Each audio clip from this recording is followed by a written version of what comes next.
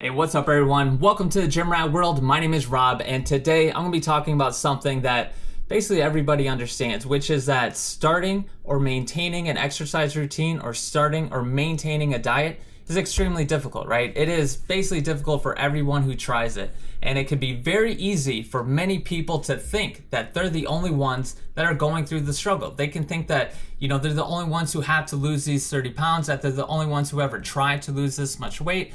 And it just goes on and goes on from there. Unfortunately, this outlook, what it can produce is it can produce reasons or ways that you can justify you actually quitting, because you're gonna think that you're on this lonely path and nobody knows what you're going through. So that is why I'm bringing you this video, to hopefully help you out and present to you prominent figures who have looked up at this seemingly insurmountable mountain and actually pushed through to achieve their goals.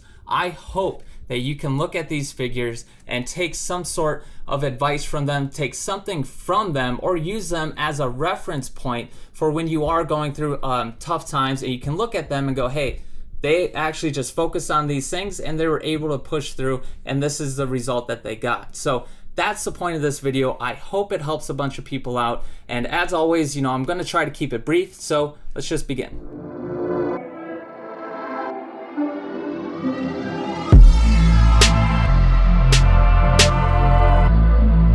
Okay, so first up, some of you might know this guy. It's John Goodman, all right? Here's some clips to remind you. Oh, baby, are you in deep now? Has the whole world gone crazy? Am I the only one around here who gives a shit about the rules? Market zero. They're calling the cops, man. Put the piece away. Market zero. Now, John Goodman has been overweight for much of his career. He's kind of been casted as that guy. But John Goodman, he is a man. He is a human like all of us, right? And he was clearly fed up with the way that he was living his lifestyle. And here, he talks about his struggle. What I just got tired, sick and tired of looking at myself. You're shaving in the mirror and you don't want to look at yourself.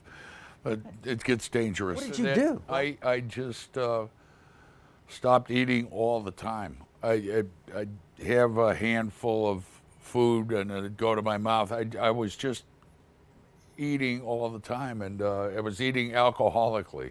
Now, there might be some of you out there who are thinking, Walter, this guy's a movie star. He is a millionaire. He has money. He has high status.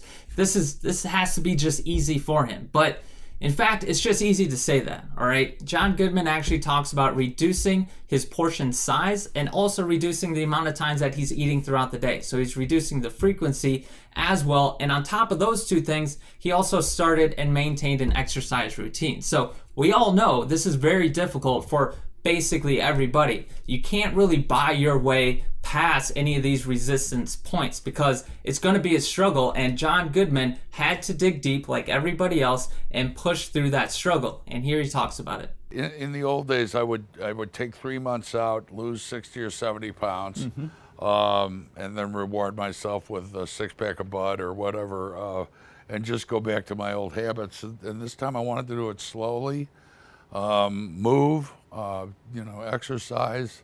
I'm getting to the age where I can't afford to sit still anymore. And it gives me the energy to work, because work is very draining. Do you have a specific regimen that you're on?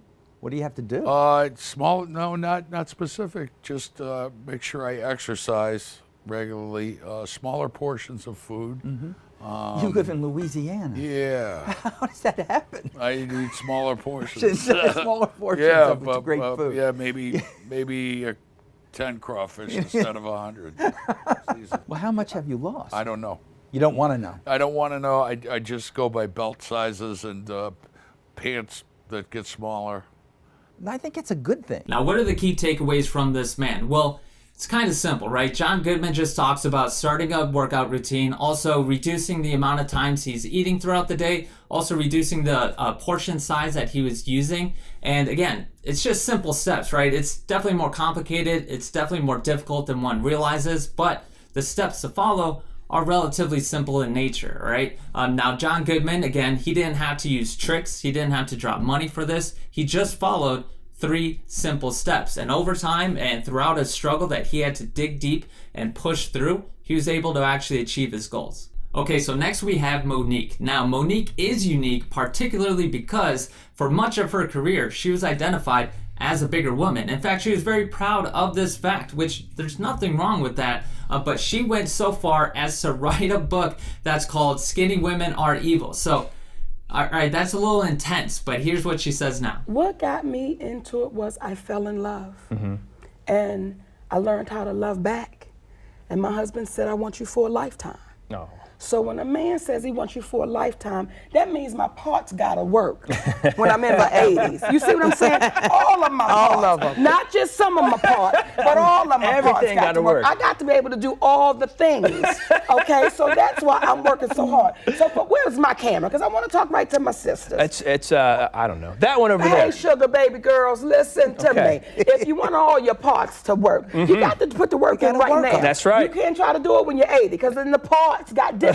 But when I'm 80, Your parts won't have rust on them. no, they won't. None of my parts. They won't have I rust. worked all of my You parts. oil hear them me? right now. So what changed, right? You know, Monique seemed to be set in her ways, right? But she did change. And it seems that she changed because she started looking at the health aspect of it. She started looking at the possible bodily harm that she was causing herself. And she decided that she wanted to be there and live longer for her family. She wanted to be there more for her husband and her kids as well, right? I'm sure some of it, maybe she wanted to look a certain way or be skinny or whatever, but that seems to be a very small part of it. And you can take note at the fact that she focused on the health aspects of it to actually try and lose weight, which she actually set out to do and she was able to accomplish. She succeeded at her goal. And here's some great advice from her.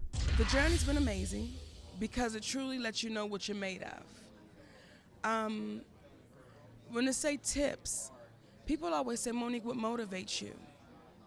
And sometimes people say you have to do it for yourself. Initially, I couldn't do it for myself. I had to do it for my husband and my children, and I had to get out of my own way.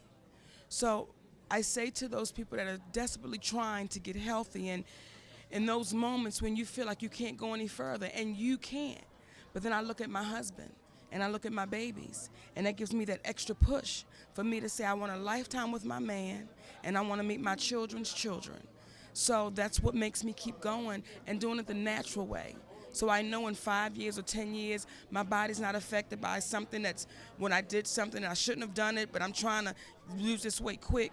Take your time, it's no rush, and don't get caught up in your own feelings. So what can you take away from Monique, right? Well, you can see that people can change. You can see that people's mindset and identity can change. Now, Monique is still Monique, but she obviously views the world in a much different way than she did before. And this should give you hope, right? This should give you hope in yourself that you can actually change. You can change your mindset, you can change your habits, you can change your identity if you want as well. You can change a lot of things about yourself, and you can look at Monique as a perfect example of someone who changed over time, you know, and also you can take away from her the fact that she looked at a goal, looked at something that she wanted, and she just put in the work and was able to achieve that goal as well. All right, now we have the man, the myth, the legend, Kevin Smith.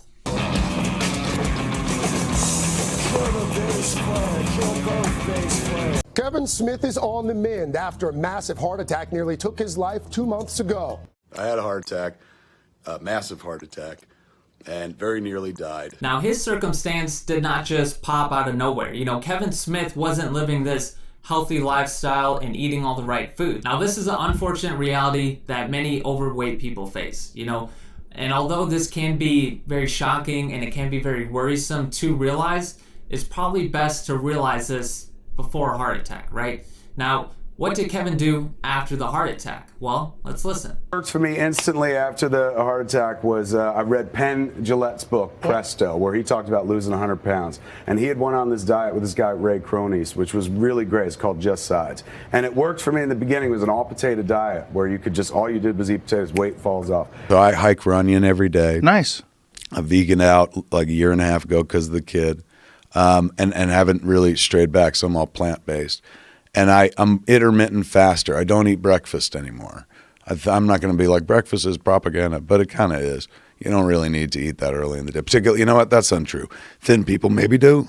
Guy my size certainly didn't need to be eating breakfast. Could have skipped a few I do the meals. same. All right, so it seems to be that Kevin Smith took a much different way than most other people, right? Not everybody's going to go out there and just eat potatoes, right? You know, it's not the norm. Now, you don't have to follow directly in his footsteps. You know, you can just look at this as just another way that someone was able to actually get rid of some of the weight that they wanted and also keep it off. Kevin Smith has been this weight for a long time now. So you can take from him just the fact that, you know, he kind of had to realize this after a very traumatic event in his life.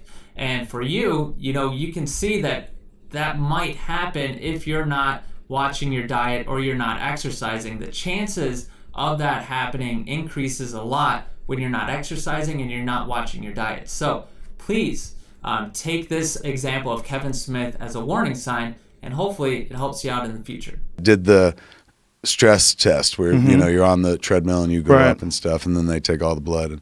And he was like, whatever you're doing, keep doing it. It's amazing. He said, I can see your heart because they take pictures of your heart.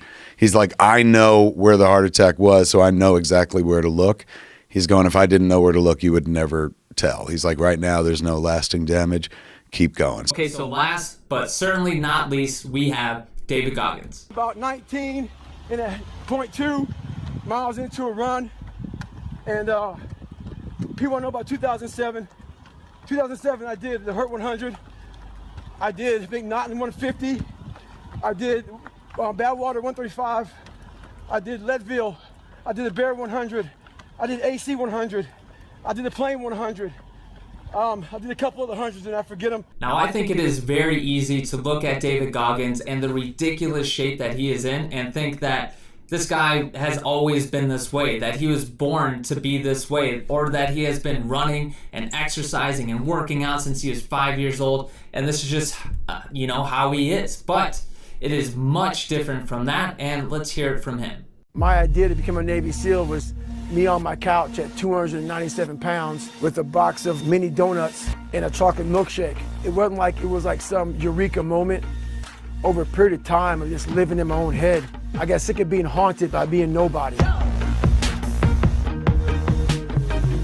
So I want you to notice the self-talk here, right? David Goggins certainly does not like the person he was before. It is very clear that he does not like that person at all. What I realized is for me to become the man I wanted to become, I saw myself as the weakest person God ever created. You know, this self-talk really comes about from many things, but one of the things it comes from is just being very self-aware. I think it's pretty clear that David Goggins is very aware of himself. He has dived very deep into his psyche when he's doing these exercises and found all the excuses that he makes, and he talks himself out of it, right? You know, this is very important for anybody who is trying to start some sort of workout routine or some sort of diet, is the self-talk that you give yourself, how you volley negative thoughts back and forth with each other. This is very important. It's a very large factor, and David Goggins is a perfect example of someone who just has, although maybe intense self-talk, he has really good self-talk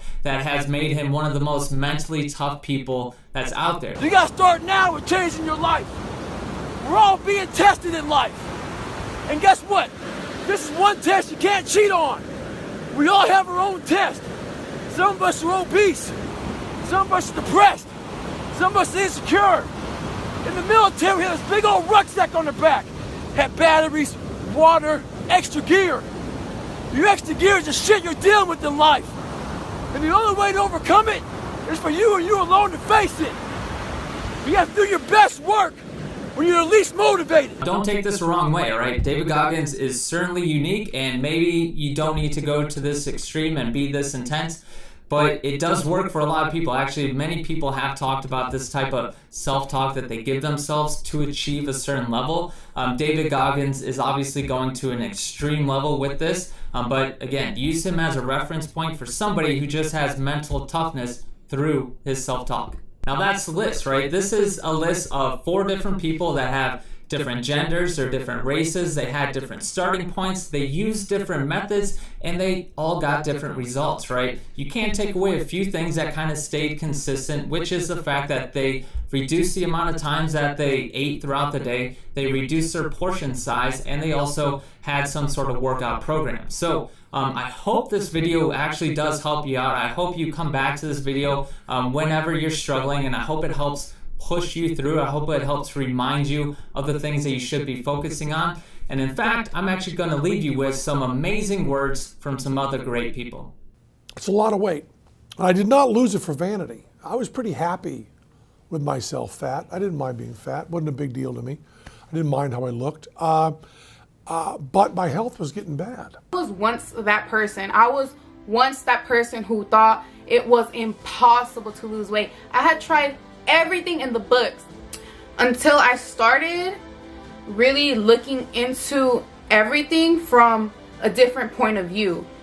And in my head, I thought, if I'm doing everything I'm supposed to be doing, eating healthy, going to the gym, I eventually have to see results.